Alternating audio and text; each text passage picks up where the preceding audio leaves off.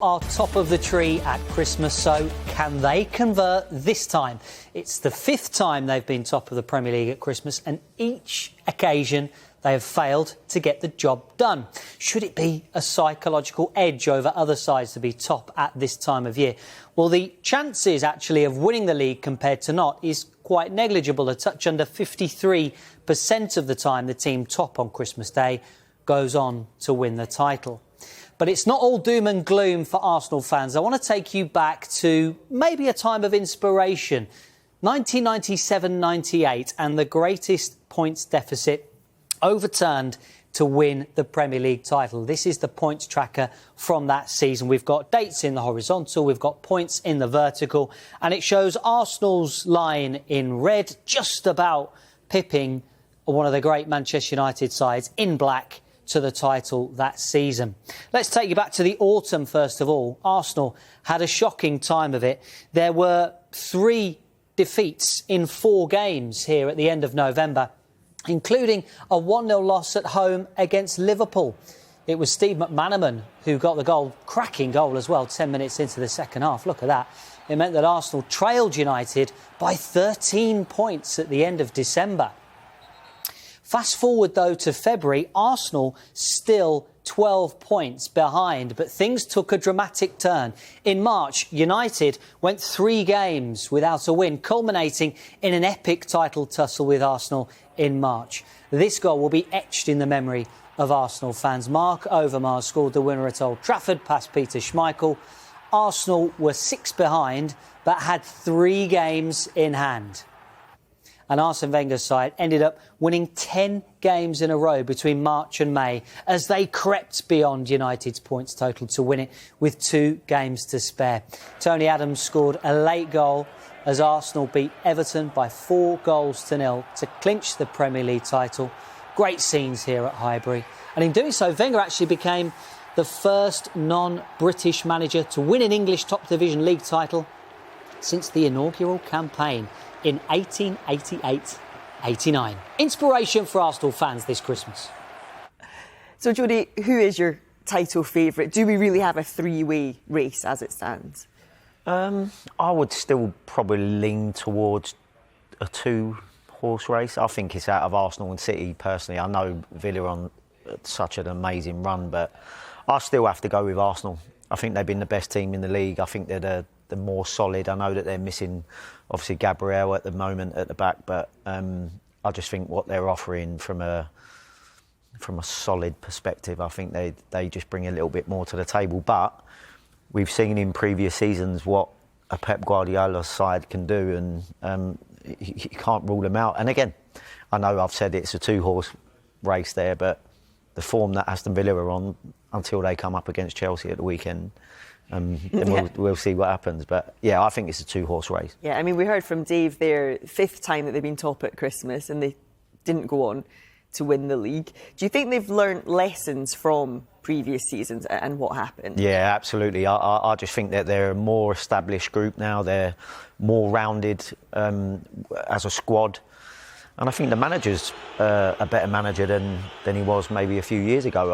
I just think at the moment he knows his players really well. I think when you look at the performances that you're getting from your Sakas and your Declan Rices, your Timbers, I just think at the moment they're listen, I know we've looked at Arsenal before and gone, they've had a little slip up. I just don't see that happening this year.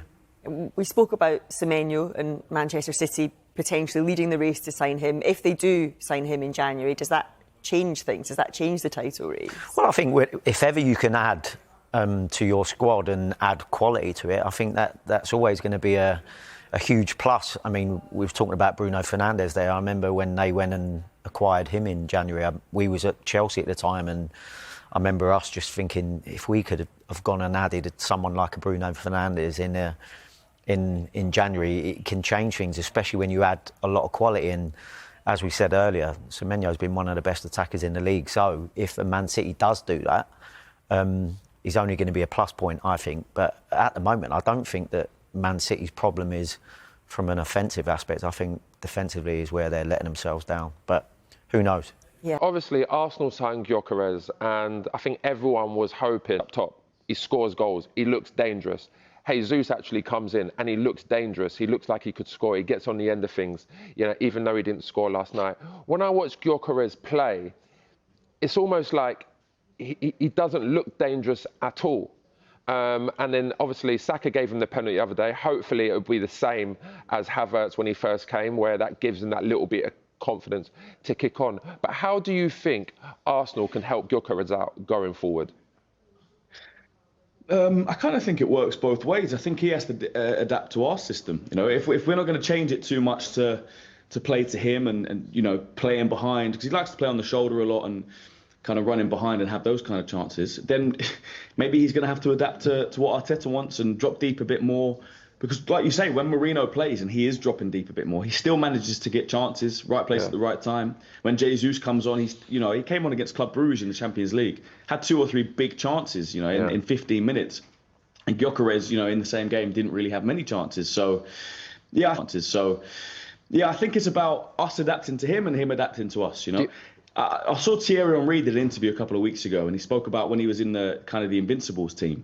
When Freddie Ljungberg had the ball, he had to adapt his game to know, because Freddie was a different player to Robert Pires on the left wing. He wasn't creative. Pires is going to put it in behind. Ljungberg might, you know, go on a run. How can I adapt my game to the players behind me? When Odegaard's got the ball, Gyökeres, maybe that's when you make the runs in behind. But when Saka's got it, you know, maybe you get across the front post because you know he's going to cut it across. Christian, it's those kind of movements. Sorry, Christian, even there with, you know, Odegaard, I feel like since Odegaard's come back, Eze's performances has dropped off. And I like Eze playing as a real number 10 in there, because when he's around the box, he can shoot with both feet. I feel like there could be a goal here. Whereas even though Odegaard looks great, he keeps possession of the ball, he barely loses it, I feel like those passes that you expect him to do, he hasn't actually been doing. And there's been times this season when Gyökeres has made some good runs.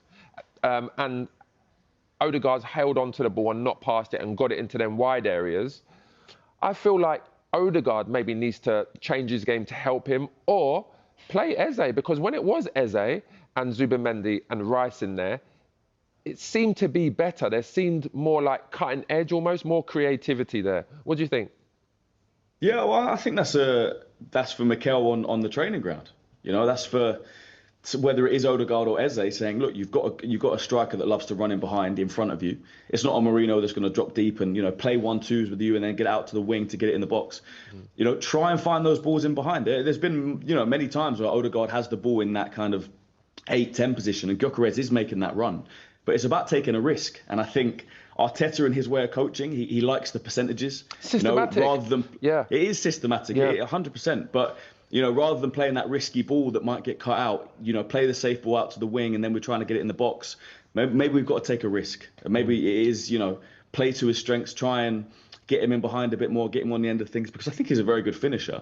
You know, you say about the penalty that we gave him on the weekend, I don't think it was a pity confidence penalty. You know, he has scored, I think, 5 in 15. You know, the Havertz one a couple of years ago was different. He hadn't scored a goal yet. I think Gyökeres is a confident player. I just think it's about getting him in those positions, him adapting to the team a little bit. But all of that said, it's not doom and gloom. You know, the vibes are a little bit down. I know we've, you know, conceded some late goals. But like I said, still top of the league, still top of the Champions League, semi-finals of the Carabao Cup. That wasn't to you, that was just to Jay. I didn't tell him off, I can't tell you that, Christian. Exactly. But I get it. I've got a voice note from Joe. I want to get that in because it's relative. Okay, relevant. When Jesus is playing, you give Jesus the ball. But when it's Gyökeres, you guys don't give him the ball. There you are. Okay, then, so if that's the case, which I don't think it is, then he's basically saying there, the rest of the team don't trust Gyökeres with the ball. Otherwise, why wouldn't you give it to him? When you see these big players, like, for example, Ekitike, he goes to Liverpool. Everyone's given the ball. But then again, I look at Ekitike and I say, he's evolved his game. He's coming into wide areas. He's dropping deep. His link-up play is very good. When he gets into them positions, he's clinical. I don't see that with Gyökeres. Okay. That's my problem. OK, can I just interject as well? I want to show you both the stats, OK? Arsenal's conversion rate is currently 15.47. Now, since 2011, the only team to have won the league with a lower chance conversion rate, guess who? Leicester. So, Christian, are you worried? Look at that, Manchester City, their conversion rate at the moment, 22.87, not slash. That's a Christmas error. Okay, that's all I'm saying. 22.87. Yeah. Yeah, I mean, when you've got the best striker, arguably in, or the best goal scorer, shall I say, in Premier League history up front, it's, you know, Christian you're knows going to have a his percentage football. like that. Christian knows his football. But yeah, it is concerning. And like I said, it's been a problem at Arsenal for a couple of years. You know, this isn't just something that's happening now. I remember in the 22-23 season, although we scored a lot of goals, I remember playing against West Ham at home and having, I think, 25 or 30 shots and losing 2-0, you know. Like I said, 21 points from winning positions last season. A lot of those games, 1-0 up, have the chance to score the second, you don't, and you get punished in the Premier League. So it's definitely a concern, definitely something to work on, and we've got to start taking our chances. But that said, you are still winning games. You know, I'm hearing a lot, It's a defence, dare I say Vicky. It is the whinging Arsenal defence. fans at times. One sitting to my left. But, you know, and you've only lost 2 games this season, and you're still winning. Even against Wolves, it was a terrible performance. You still got the win with courtesy of 2 own goals. But that's where it's frustrating, because I know how good this team is. You know, I look at that Sunderland game. You're 2-1 up. That second half playing so well, have chances to, you know, kill the game 3-4. You can see that's 2 points dropped. But Aston Villa, there was chances. There were other games where there were chances to kill games and have even more points, be even more clear as City. But we don't, and it's only 2 points. I'm cutting in. Dean says here, look, he's backing me up. Dean from home, he sent me up. Dean from home, he sent this message in. It's not all doom and gloom. Let me just say that. I'm not being negative. My fear is, when I look at Man City, they're scoring goals freely. They've only conceded, 6 more goals than Arsenal, right? And we're talking about Arsenal's defence being one of the best. But then they've scored 10 more goals. Now, one thing I would say there, Christian, and you're absolutely right, Gabriel, as much as I feel like Saliba is probably an all-round better player, I think Gabriel is more important to Arsenal's backline. He organises, he's very vocal, he gets tight. He must be, you know, awful to play against because he's got all the attributes. When you look at Man City have evolved their game. Guardiola has evolved their team. As in, he is allowing Mavericks to get on the ball now in them areas and say, just go and create. He's not having Doku in that wide area where he's playing 1-on-1 v a defender no more, where the ball's going around and around and around. Now he's got Cherki, now he's got Foden saying, go and create. I feel like Arteta has to let the players off the leash. Go and play, go and create. I think that is now the way Arsenal can be successful, but I still feel like he's a bit more systematic. He is, and look, I don't think he's going to change that. I've been saying for a long time, I'd like to see in a lot of home games, you know, Odegaard and Eze played together. The West Ham game, when Odegaard actually injured his knee, he started a midfield 3 of Rice, Eze and Odegaard. And I was like, that's great. You know, 2 attacking midfielders that can create, and then 3 attackers in front. Go and create chances. Go and, like you're saying, you know, let them create, let them be free and express themselves.